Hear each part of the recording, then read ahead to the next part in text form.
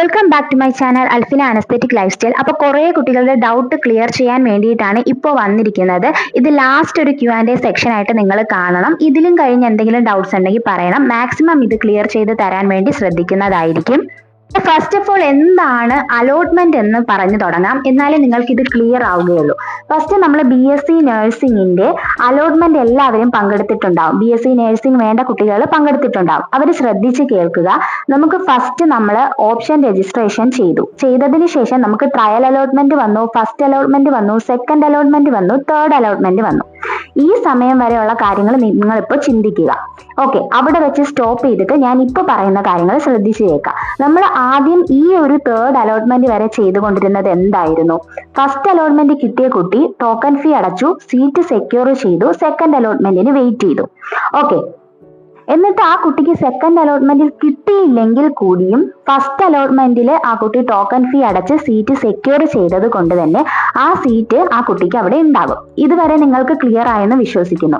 ഇനി നിങ്ങൾ തേർഡ് അലോട്ട്മെന്റിന് ശേഷമുള്ള ഇപ്പോൾ നടക്കുന്നതുമായി ഇതിനെ ഒന്ന് കമ്പയർ ചെയ്യാം. ഇപ്പൊ നിങ്ങൾക്ക് ഫോർത്ത് അലോട്ട്മെന്റിൽ ഒരു കോളേജിൽ അഡ്മിഷൻ കിട്ടി, നിങ്ങൾ ടോക്കൺ ഫീ അടച്ചു, നെക്സ്റ്റ് അലോട്ട്മെന്റിന് നിങ്ങൾ വെയിറ്റ് ചെയ്യുകയാണ്. വെയിറ്റ് ചെയ്യുമ്പോൾ നിങ്ങൾക്ക് അവിടെ ഒരു അലോട്ട്മെന്റ് കിട്ടിയില്ല എന്നുണ്ടെങ്കിൽ തിരിച്ച് നിങ്ങൾക്ക് ഈ ഫോർത്ത് അലോട്ട്മെന്റ് കിട്ടുമോ എന്നതാണ് പലരുടെയും ഡൗട്ട്. കിട്ടില്ല, അതവിടെ ക്യാൻസൽ ആകും.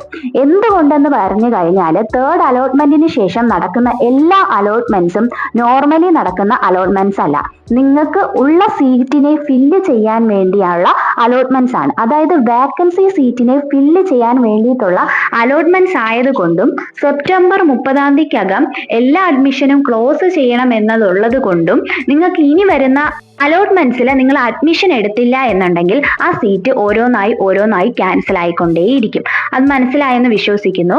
ഇനി നിങ്ങൾക്ക് ഇത് ക്യാൻസൽ ആയി പോയാലും അടുത്ത അലോട്ട്മെന്റിന് പങ്കെടുക്കാം, അതിന് പ്രോബ്ലം ഒന്നുമില്ല. അത് നിങ്ങളുടെ സ്വന്തം റിസ്കിലായിരിക്കണം എന്നാണ് ഞാൻ പറയുന്നത്. കാരണം എന്ന് പറയുന്നത് നിങ്ങൾ വേക്കൻസി സീറ്റിന് വേണ്ടിയിട്ടാണ് ഇപ്പോൾ പാർട്ടിസിപ്പേറ്റ് ചെയ്യുന്നത്. അത് ഏത് രീതിയിൽ കിട്ടും എന്നത് നമുക്ക് പറയാൻ പറ്റില്ല. ഇതിനകത്ത് ഒന്നാമത്തെ ഘടകം എന്ന് പറയുന്നത് ഒരു കോളേജിൽ നിങ്ങൾക്ക് ഇഷ്ടപ്പെട്ട കോളേജ് ആയാലും ഇഷ്ടപ്പെടാത്ത കോളേജ് ആയാലും അവിടെ ഒരു സീറ്റ് നിങ്ങൾക്ക് വേക്കൻസി ഉണ്ടാകണം.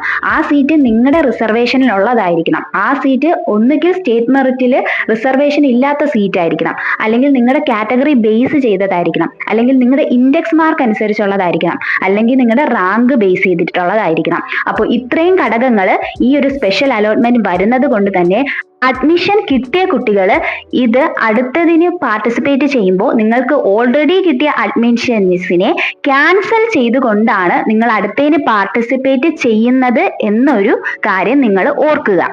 ഇത്രയും ക്ലിയർ ആയെന്ന് വിശ്വസിക്കുന്നു. ഇനി അഡ്മിഷൻ എടുത്ത കുട്ടികൾക്ക്, ഇനിയിപ്പോൾ അഡ്മിഷൻ എടുക്കാത്ത ഒരു കാര്യമാണ് ഞാൻ പറഞ്ഞത്. ഇനി അഡ്മിഷൻ എടുത്ത കുട്ടികൾക്ക് അടുത്തതിന് പാർട്ടിസിപ്പേറ്റ് ചെയ്യണം. അതൊരു റിസ്ക് ഇല്ലാത്ത ഫാക്ടറാണ്. നിങ്ങൾ അഡ്മിഷൻ എടുത്തു കഴിഞ്ഞാൽ നിങ്ങൾക്ക് അവിടെ ഒരു സീറ്റ് ഉണ്ട്. ഇനി അടുത്തതിന് കിട്ടിയാൽ നിങ്ങൾ അങ്ങോട്ട് മാറാം. ഇനി അടുത്തതിന് കിട്ടിയില്ലെങ്കിൽ നിങ്ങൾക്ക് ഈ ഒരു സീറ്റ് അവിടെ ഉണ്ടാകും. കാരണം നിങ്ങൾ പൈസ കൊടുത്ത് അഡ്മിഷൻ എടുത്തിട്ടുണ്ട്. ഇങ്ങനെയുള്ള കുട്ടികൾ ശ്രദ്ധിക്കേണ്ടത്, നിങ്ങൾക്ക് സെൽഫ് ഫിനാൻസിങ് കോളേജിലാണ് അഡ്മിഷൻ കിട്ടിയത് എന്നുണ്ടെങ്കിൽ നിങ്ങൾ അവിടെ അഡ്മിഷൻ എടുക്കുന്ന സമയത്ത് നിങ്ങൾക്ക് അടുത്തൊരു അലോട്ട്മെന്റിൽ പാർട്ടിസിപ്പേറ്റ് ചെയ്യണം എന്നുണ്ടെങ്കിൽ കോളേജിൽ നിന്നും NOC നിങ്ങൾ വാങ്ങാൻ വേണ്ടി ശ്രദ്ധിക്കുക. NOC അടുത്ത അലോട്ട്മെന്റിൽ വേണമോ വേണ്ടയോ എന്നുള്ളത് നമുക്ക് ഇപ്പോൾ കഴിഞ്ഞ അലോട്ട്മെന്റിൽ വന്ന സമയത്ത്, അതായത് ഫോർത്ത് അലോട്ട്മെന്റിന് മുന്നേ ആയിട്ട് LBSൽ നിന്നും നോട്ടിഫിക്കേഷൻ വന്നിരുന്നു NOC വേണ്ട എന്നത്. അതുപോലെ ഇനി LBS നോട്ടിഫിക്കേഷൻ വരണം NOC വേണമോ വേണ്ടയോ എന്നുള്ളത്. മിക്കവാറും സെൽഫ് ഫിനാൻസിങ് കോളേജസിലാവുമ്പോൾ NOC ചോദിക്കാനുള്ള സാധ്യത നമുക്ക് കാണാൻ സാധിക്കുന്നതുണ്ട്. അതുകൊണ്ട് തന്നെ സെൽഫ് ഫിനാൻസിങ് കോളേജസിൽ അഡ്മിഷൻ എടുക്കുന്ന കുട്ടികൾ കോളേജസിൽ ചോദിക്കുക, നിങ്ങൾക്ക് മുന്നോട്ടുള്ള അലോട്ട്മെന്റിൽ പാർട്ടിസിപ്പേറ്റ് ചെയ്യണം എന്നുണ്ടെങ്കിൽ NOC വാങ്ങിക്കൂടി വെക്കാൻ വേണ്ടി ശ്രദ്ധിക്കുക.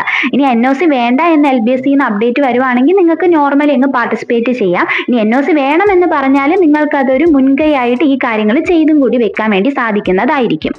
അടുത്തത് CPAS CIMET എന്ന കോളേജസ്, ഗവൺമെന്റ് കോളേജസ്, ഇവർക്കൊന്നും തന്നെ NOCയുടെ ആവശ്യമില്ല. നിങ്ങൾ ശ്രദ്ധിച്ച് കേൾക്കുക. സെൽഫ് ഫിനാൻസിങ് കോളേജസിന് മാത്രമാണ് NOC ആവശ്യം. അതും ഉറപ്പിച്ച് പറയാറായിട്ടില്ല. അടുത്ത LBS അപ്ഡേറ്റ് വരുമ്പോഴേ അറിയാൻ പറ്റൂ. അപ്പോൾ മുൻകൂട്ടി സെൽഫ് ഫിനാൻസിങ് കോളേജിൽ അഡ്മിഷൻ എടുക്കാൻ പോകുന്ന കുട്ടികളോട് പറയുകയാണ്, നിങ്ങൾ കോളേജിൽ പ്രിൻസിപ്പളുമായിട്ട് സംസാരിച്ച് ഇതുപോലെ NOC കിട്ടുമോ എന്ന് അന്വേഷിച്ച് വെക്കുക.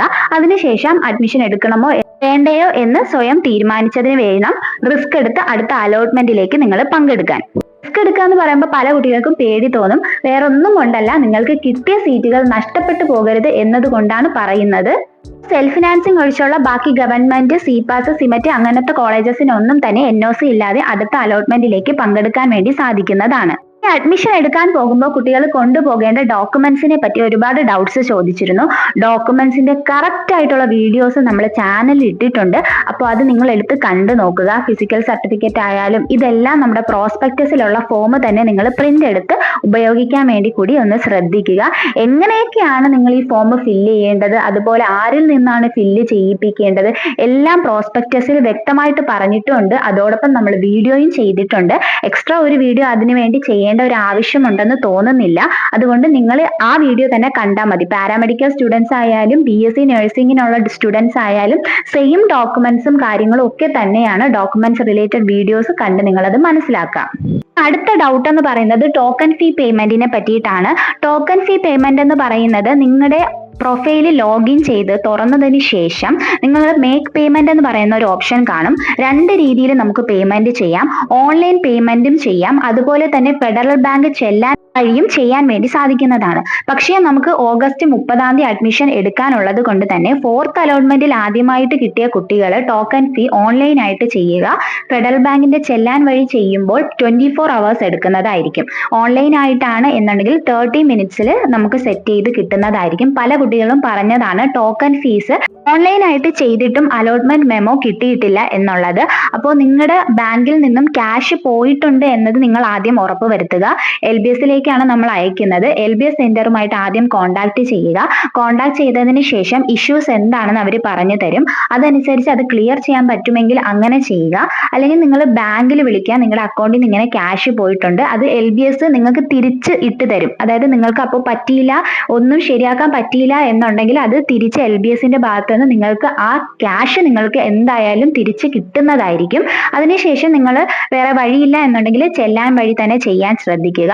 അപ്പോൾ പ്രത്യേകിച്ച് ഒരുപാട് ടൈം ലേറ്റ് ആക്കി ചെയ്യാതിരിക്കുക. നമ്മൾ ഓൾറെഡി മുന്നത്തെ വീഡിയോസിൽ പറഞ്ഞതാണ്, സ്പെഷ്യൽ അലോട്ട്മെന്റ് ഒക്കെ വരുന്ന സമയത്ത് ഫീസും കാര്യങ്ങളും ഒക്കെ നിങ്ങൾ ഓൾറെഡി സെറ്റ് ചെയ്ത് വെച്ചിരിക്കണം. നമുക്ക് ഒരുപാട് ടൈം കിട്ടില്ല. ഇതുപോലെ 2-3 ദിവസമായിരിക്കും ഇനിയും മുന്നോട്ടുള്ള അലോട്ട്മെന്റ്സിൽ നിങ്ങൾക്ക് ഇതുപോലെ 2-3 ദിവസത്തിന് ശേഷമായിരിക്കും അഡ്മിഷൻ എടുക്കാൻ വേണ്ടിയിട്ടുള്ള കാര്യങ്ങൾ വരുന്നത്. മുന്നത്തെ പോലെയല്ല, വേക്കൻസി സീറ്റുകൾ പെട്ടെന്ന് ഫില്ല് ചെയ്യാനുള്ള കാര്യങ്ങളാണ് ഇപ്പോൾ നടന്നുകൊണ്ടിരിക്കുന്നത് എന്നത് നിങ്ങൾ ആദ്യം മനസ്സിലാക്കുക.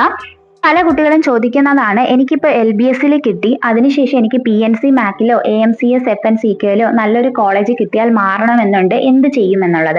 അപ്പോൾ ഇവിടെ അഡ്മിഷൻ എടുക്കുന്ന കുട്ടികൾ ഉറപ്പായിട്ടും കോളേജിൽ സംസാരിക്കണം, ഇതുപോലെ മാറാൻ താല്പര്യമുണ്ട്. നിങ്ങൾ ആദ്യം മനസ്സിലാക്കേണ്ടത് LBSും PNC മാക്കും AMCS FNCKയുമായിട്ട് ഒരു ബന്ധവുമില്ല. ഇത് രണ്ടും പുറത്തൊരു അസോസിയേഷനാണ്, അവർ നടത്തുന്ന അലോട്ട്മെന്റും കാര്യങ്ങളുമാണ്. അപ്പോൾ LBSൽ നിന്നും അങ്ങോട്ടേക്ക് എന്നുണ്ടെങ്കിൽ LBS കോളേജിന്റെ പെർമിഷൻ നിങ്ങൾക്ക് എന്തായാലും വേണ്ടി വരുന്നതായിരിക്കും. അപ്പോൾ നിങ്ങൾ ചിലപ്പോൾ NOC വാങ്ങി മാറാൻ സമ്മതിക്കുന്ന കോളേജ് കാണും, ചിലപ്പോൾ സമ്മതിക്കാത്ത കോളേജ് കാണും. നിങ്ങൾക്ക് വേണമെങ്കിൽ മാറാം, ചിലപ്പോൾ പെനാൽറ്റി കൊടുക്കേണ്ടി വരും. പെനാൽറ്റിയുടെ കാര്യം നമ്മൾ ഓൾറെഡി വീഡിയോ ചെയ്തിട്ടുണ്ട്. SC ST OEC കുട്ടികൾക്കൊന്നും പെനാൽറ്റി വരില്ല. അതുപോലെ തന്നെ ഇൻകം ഒരു ആവറേജ് റേഞ്ചിന് താഴെയുള്ള കുട്ടികൾക്കും പെനാൽറ്റി വരുന്നില്ല. അതുമായിട്ട് ബന്ധപ്പെട്ടിട്ടുള്ള വീഡിയോസ് നമ്മൾ ചെയ്തിട്ടുണ്ട്. അത് കണ്ട് നിങ്ങൾ മനസ്സിലാക്കിയതിന് ശേഷം വേണം മുന്നോട്ട് ഓരോ കാര്യങ്ങളും തീരുമാനിക്കാനായിട്ട്.